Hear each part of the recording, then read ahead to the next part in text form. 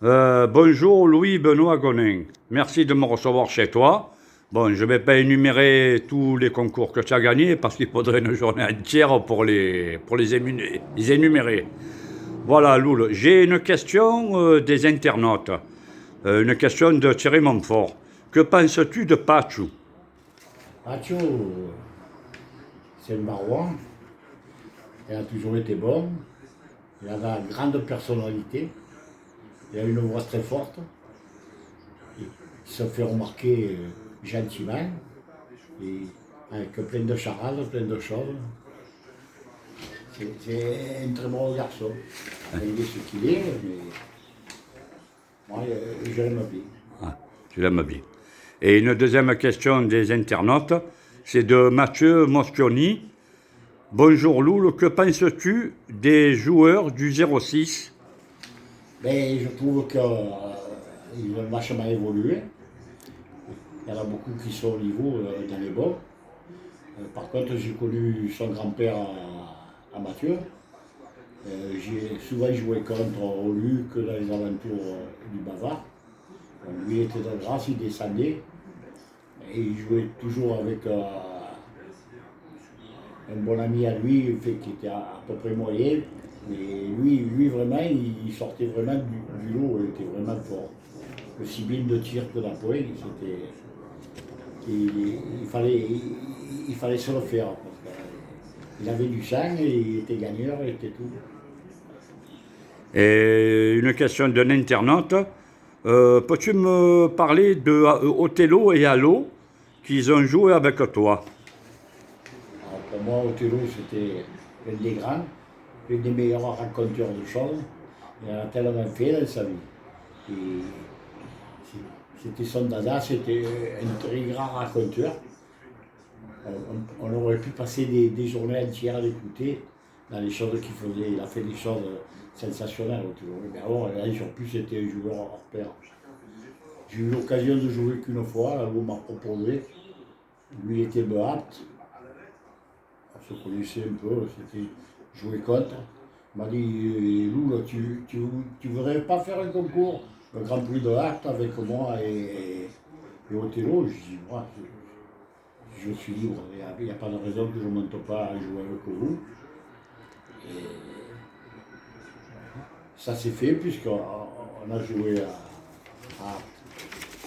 et la première chose qui est arrivée, Robert.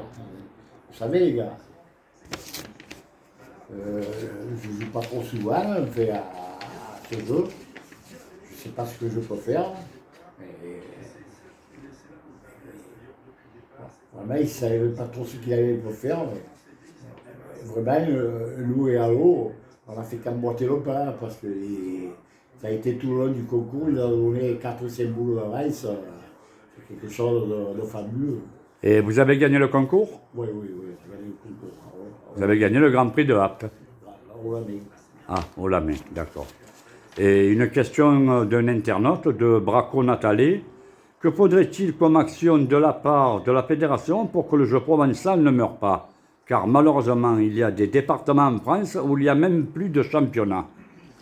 Mais je suppose, enfin, moi, dans le champ, bon, vraiment le jeu provincial, c'est plus qu'une passion que la pétanque. La pétanque, tout le monde peut s'amuser. Au jeu provincial, c'est beaucoup plus dur. Voilà. Il y a eu des époques, moi j'ai connu, bon, je vais rentrer dans mes 80 ans, et j'ai débuté, ça me prenait tellement, moi aussi, j'ai commencé à faire 4 pas.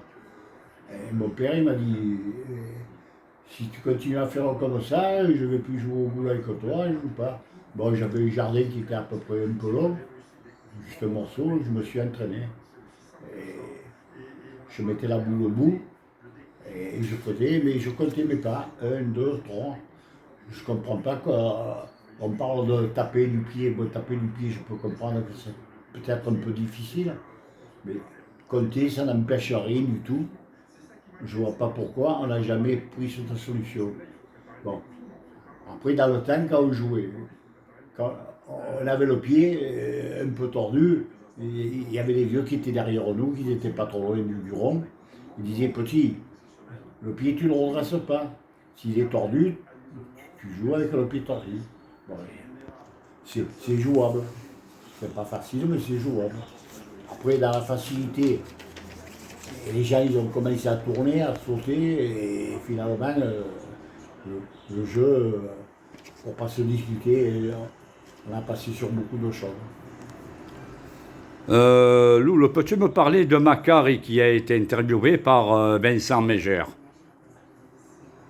Macari, c'est le monstre du Gard, un très grand raconteur, un très bon type, un conteur d'histoire rigolo, puis après, ils aimaient bien ça, quoi.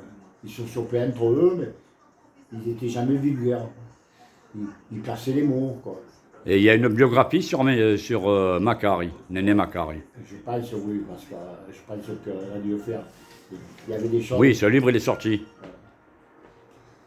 C'était surtout beau dans le champ quand ils se chopaient comme Bonfort, un qui était un peu loin, et l'autre qui était au bouchon ou au rond.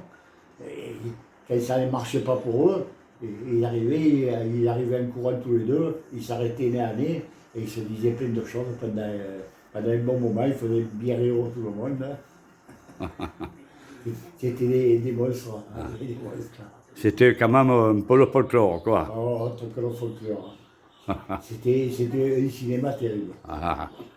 Et Loulou, peux-tu me parler de Henri Lafleur? Alors, Henri Lafleur, pour moi, c'était bon. Et il manquait peut-être un peu de sérieux, c'est tout. Il aimait tellement jouer au boule, il faisait presque tous les concours. Matin, midi, soir, les nuits, il fallait qu'il joue au boule continuellement. Ah, il aimait ça. Bon, il a commencé à être vraiment bon plus tard quand il s'est aperçu quand même que ça comptait, quoi. Et c'est un passionné, il avait de la patience. C'est un très brave, très bon type. Moi j'ai eu des bonnes relations avec lui. J'ai fait un ou deux concours, je pense pas en avoir fait beaucoup plus, avec un ami à lui et un collègue à moi. On s'est très bien amusé. Même le Celtic, il est arrivé une chose terrible. Un démarrage tellement qu'il relevait les jambes, lui, quand il partait. Il s'est accroché à son short et il est tombé par terre sur le premier pas. Ça a été vraiment quelque chose que je crois que je ne l'ai jamais vu. Et peux-tu me parler de Henri Salvador, un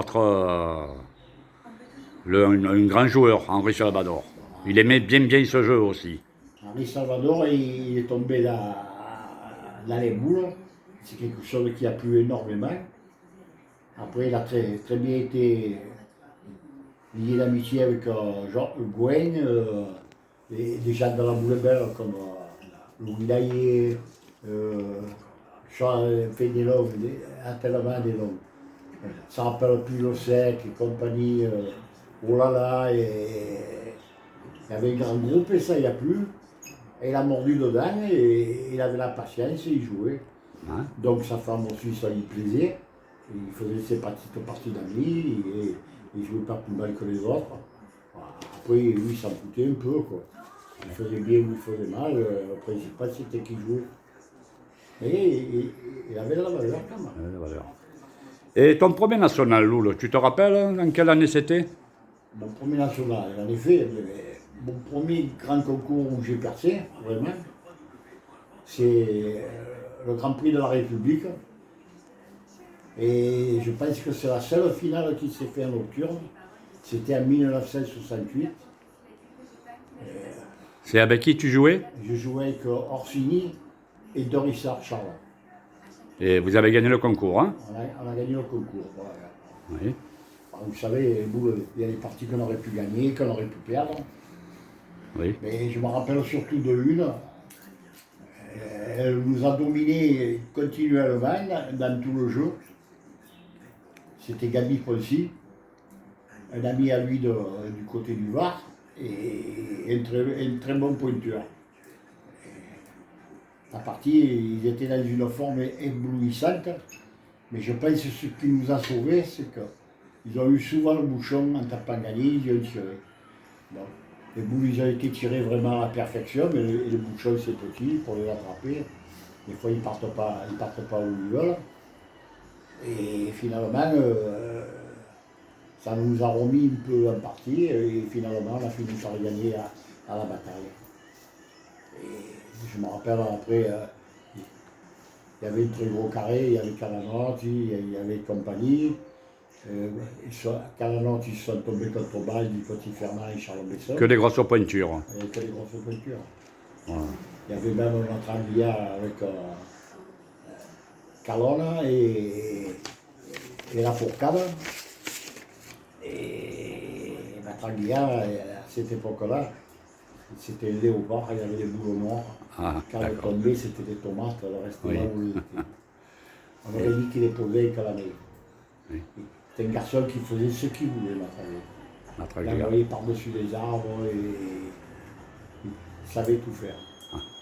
Et surtout, un très gros travailleur, c'était un très bon maçon. Il ne comptait pas tant les bouts que ça. Et quand il était au travail, c'était un gros travailleur. Et peux-tu me parler de Roger Cassini qui a gagné le Provençal en 2019? Roger Cassini, un peu en dessous de moi, il commence à prendre la vieillesse. Il a été formidable à pétanque. Et à la longue, je ne sais pas, il y avait des choses qui ne devaient pas trop lui convenir. Bon, il a toujours été bon, il a toujours bien joué au bout. Ils ont peut-être trop fait la même partie au départ. Angiani,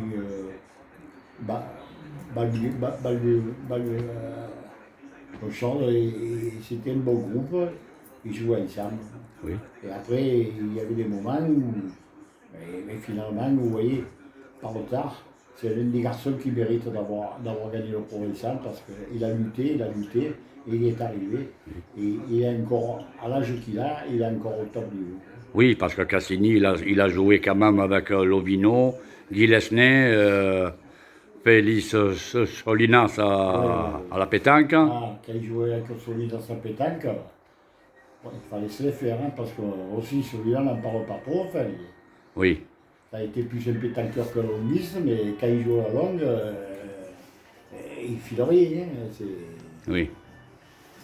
c'est tout. Hein, mais c'est vraiment un type qui est à pétanque, c'était un surdoué. Et à la longue, s'il avait aimé plus ça qu'autre chose, je pense qu'il aurait fait des gros résultats. Il y en a quand même. Hein, Oui, il faisait passer les amis avant les concours, quoi. Voilà. Il jouait avec beaucoup d'amitié, avec beaucoup de gens. Il faisait l'amitié un peu comme Lovino, quoi. Voilà. C'est sûr.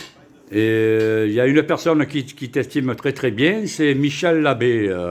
Il dit tout le temps que tu es son mentor. Bien que Michel, il a à peu près l'âge de mes filles. On habitait les HLM, les Chartreux. C'était mon petit voisin. Il était souvent avec mes filles et moi-même. Il aimait ça, il a pris ça, il prenait goût, il venait me voir. On discutait, j'ai donné des directives. Enfin, je l'écoutais. De bons conseils. C'est un garçon que j'aime bien. Il s'emporte un peu, mais qui s'emporte pas, hein, Ah oui. moi aussi, on dit que j'étais mauvais joueur. Oui, je reconnais que j'étais pas trop par moment, mais en fait, après, ça n'allait jamais plus trop. Dans ta jeunesse, quoi. Dans ma jeunesse. Voilà.